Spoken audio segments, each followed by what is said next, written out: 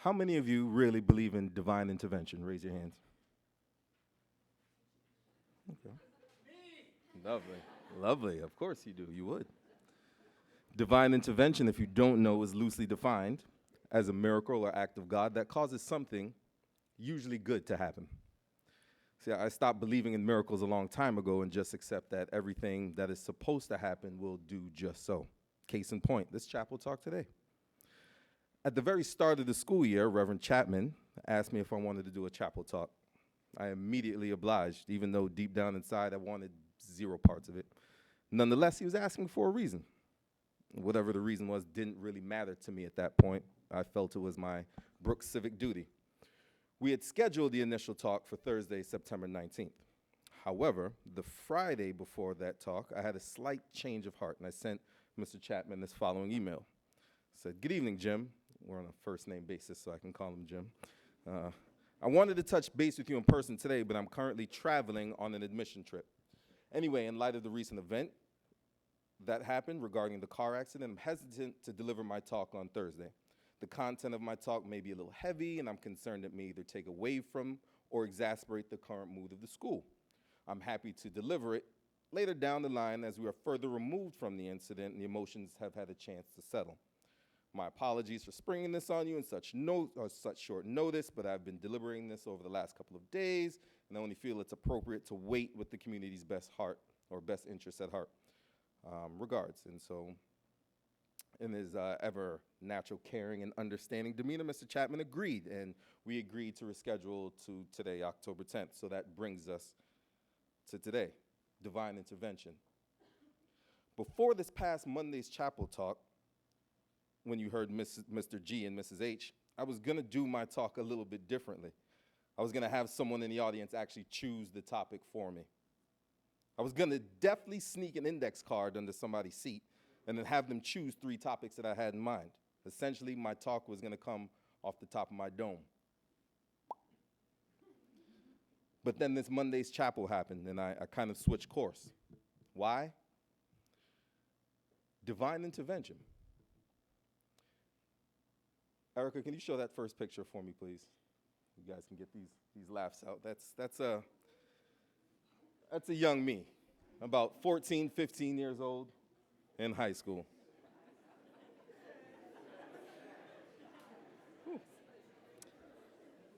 You can take that picture down, thank you. You can take that. Around this time, that age that you saw up there, I didn't know. I was young, I was ignorant. I thought it was a choice. You see, almost similarly to many of you, I too attended boarding school. However, my experience was just slightly different. I was a part of a boarding school program called A Better Chance.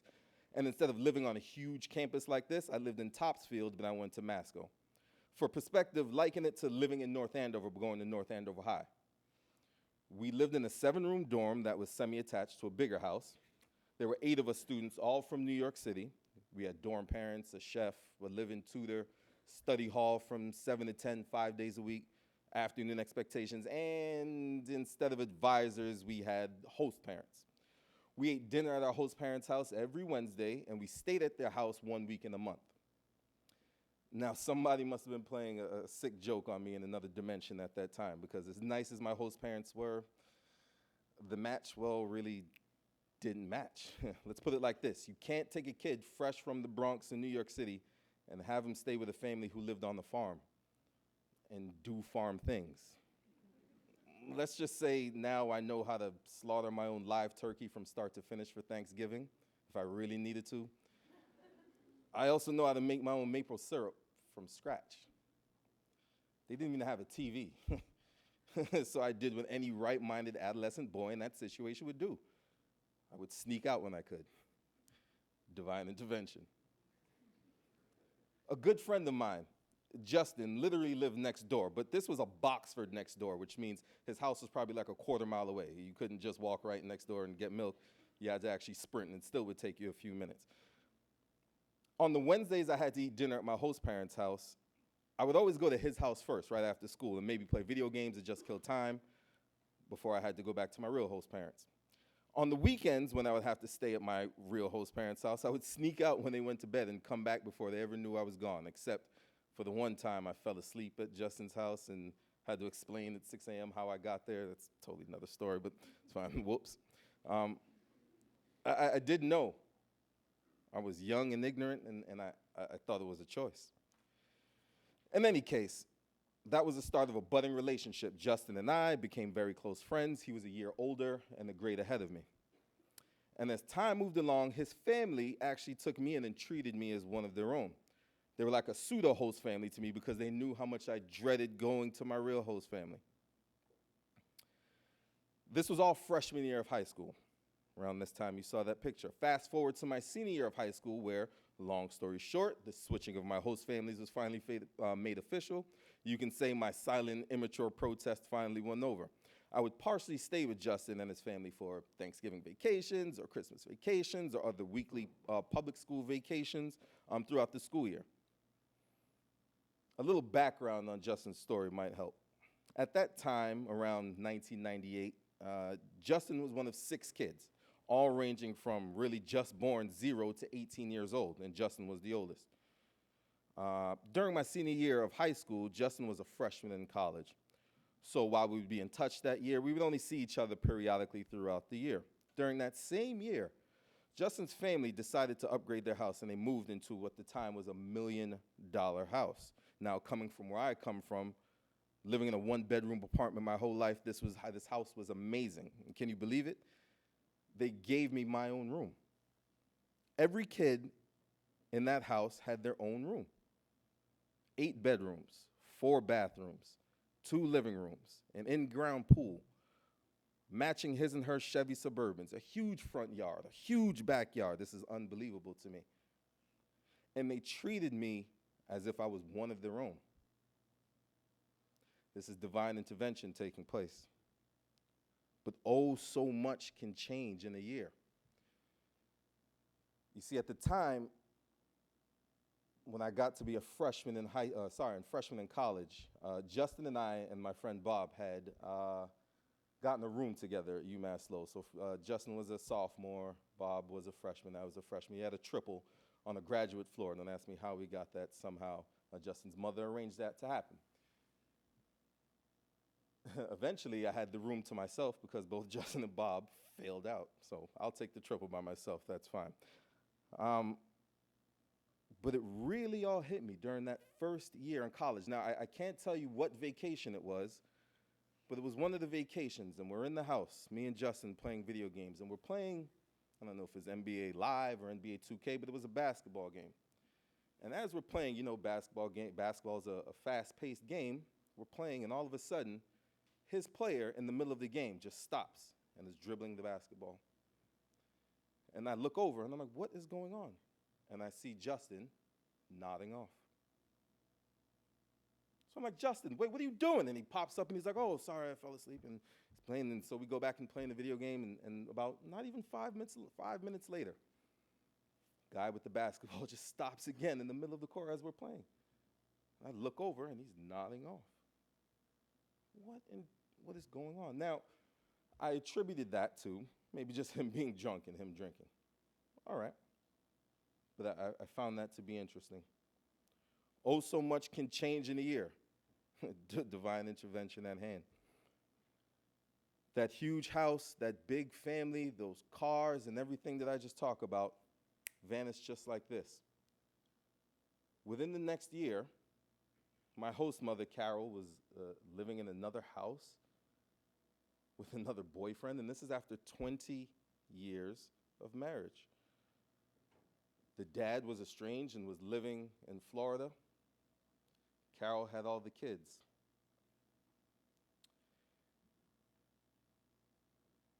The kids used to come up and say, we found another bottle. Mom was hiding another bottle. I found another bottle in the truck, or I found another bottle under her bed, and there were empty bottles of vodka or gin or rum.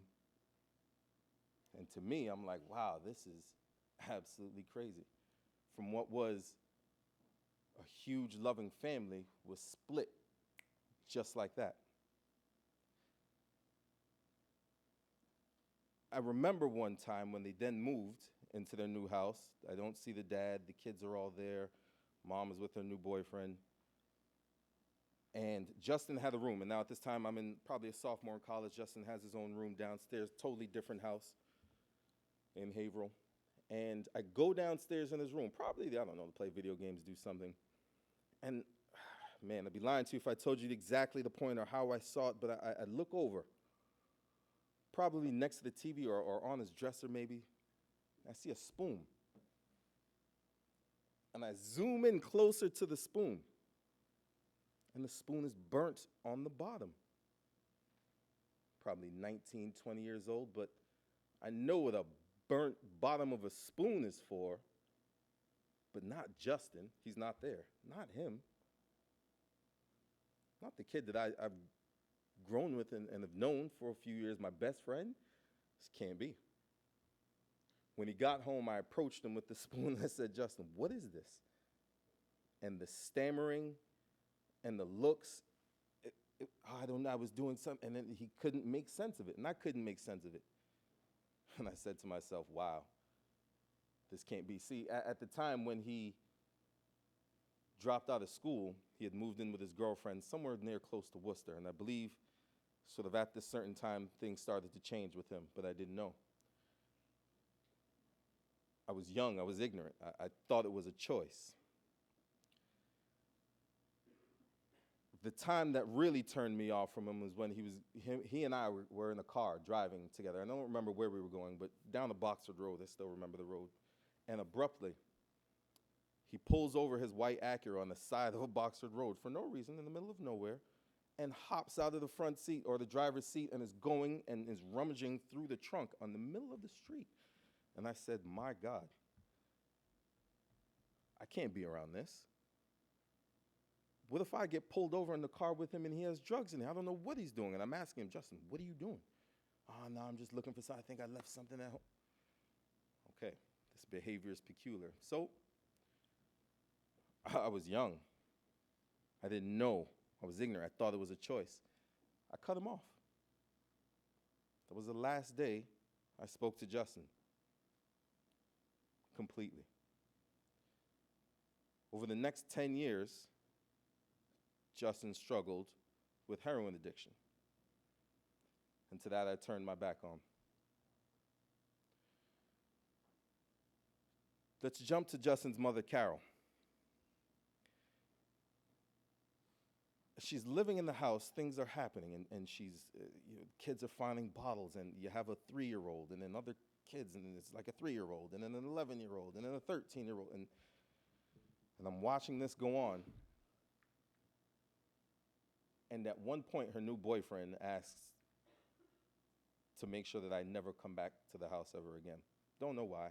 Didn't like me. Totally fine. I didn't really know him. Fine. I removed myself from that situation. The family that took me in, that had everything. Got my own apartment, got my own stuff, lived at college. It's totally fine. It became so bad in Carol's house, she would crash cars and get into accidents and have DUIs, and so many DUIs she finally lost her license and lost her kids. Her parents had to come down from living in New York and take custody of the majority of those kids. And the kids bounced around from foster homes to foster homes. My, how much things can change in a year. I said, I'm done, and I cut her off, and I never spoke to her again.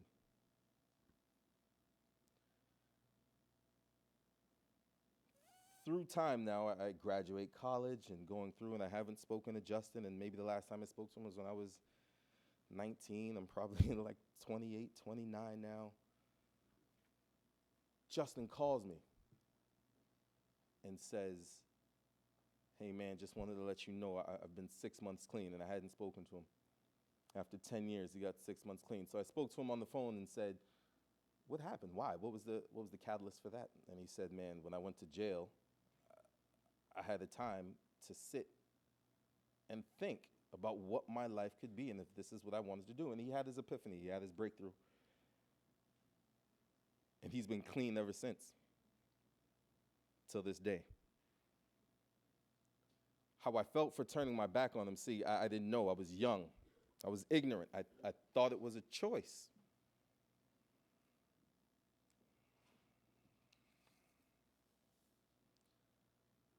One day, you fast forward a little bit further. Carol Justin's mom is now living in Tennessee with her boyfriend. She's gone. I haven't spoken to her. I speak to Justin, speak to the kids. The kids are all back now. They're back with their father. Everything is good. I spare you all the details in the middle. And Carol is, and she would call me sometimes, and I would ignore her call. Because inside, I'm like, how could you abandon your kids? How could you be addicted to all these things and let this happen to your family and your family be destroyed? I was selfish in that way. I didn't know. I was young. I was ignorant. I thought it was a choice. I get a call one morning. Sorry, it was an evening. August 4th, 2014. And it's Carol's second oldest son who's bawling, crying. Mom is dead. They found her on the front lawn, face down, in Tennessee. She had died from an overdose on alcohol and opioids. Erica, can you put her picture up, please?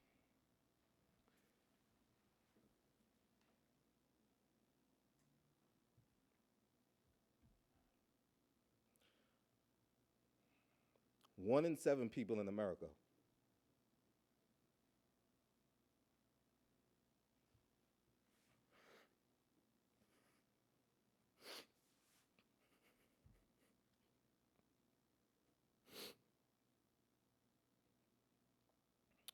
will have a substance abuse problem in their lives.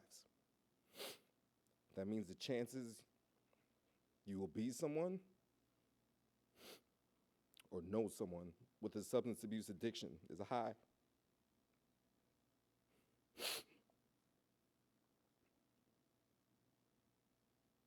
Every 19 minutes in the US, somebody dies from an opioid or heroin overdose. I never got a chance to tell her thank you. I never got a chance to tell her I loved her. No matter how many cars you have, how much money you have, how many kids you have, your skin color, where you're from, addiction doesn't discriminate. But your chances certainly do diminish if you're educated and know how to deal with it.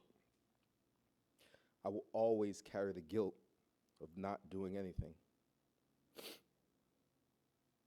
By just being a bystander and not an upstander, I failed her and I failed her family. I ultimately know that I wasn't a catalyst in her or her son's addiction, but me turning my back and doing nothing, to me, only contributed to the problem. You see, I didn't know. I was young. I was ignorant. I thought it was a choice. Now I know addiction is a disease, guys, that they couldn't help, and I didn't see it that way. And I hope you guys have learned something from me today, because had I known when I was your age, I would have said something. I would have tried to do something about it. And I guess that brings me back to the divine intervention thing I started with. From going to boarding school, to switching host families, to experiencing addiction firsthand, to working here, to rescheduling my chapel talk to this day during the same week that the topic of conversation we're talking about in school, and having the opportunity to finally come clean and ask Carol for forgiveness. Because Carol, I have to tell you, I didn't know. I was young. I was ignorant. I thought it was a choice. Thank you.